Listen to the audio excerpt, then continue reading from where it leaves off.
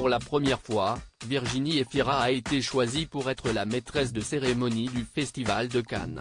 À quelques jours de l'ouverture de celui-ci, l'actrice a accordé un entretien au Journal du Dimanche. Alors que le journaliste du magazine lui a demandé si elle avait déjà choisi sa tenue, la jolie blonde a répondu avec humour « Ben oui, je ne vais pas arriver toute nue ». Plus sérieusement, la jeune femme a ajouté « Je serai en robe Saint-Laurent ». Si est structuré, pas trop de froufrou. Si est très français, même si le créateur est belge. Anthony Vaccarello et moi, nous étions d'ailleurs dans la même école à Bruxelles. Habituée des flashs des photographes, la compagne de Nils Schneider n'est pourtant pas fan des tapis rouges. J'ai du mal avec les gens qui en parlent comme d'un moment de vie incroyable, j'ai bien profité de mon tapis rouge. On monte juste des marches sous l'œil des photographes.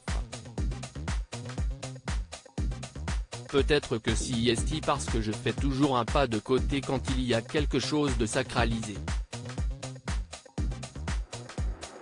D'où je venais, Cannes, c'était Hollywood, un temple.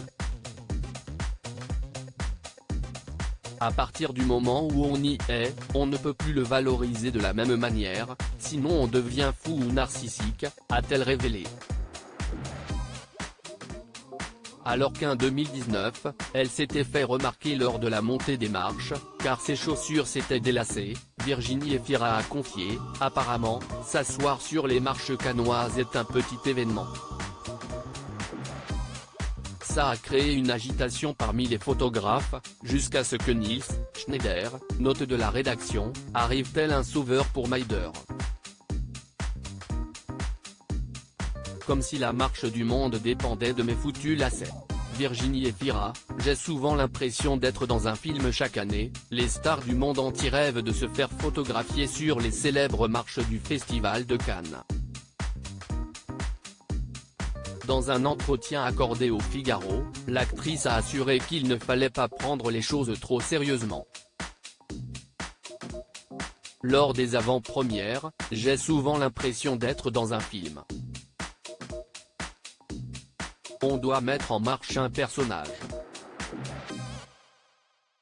Si est presque une dépersonnalisation.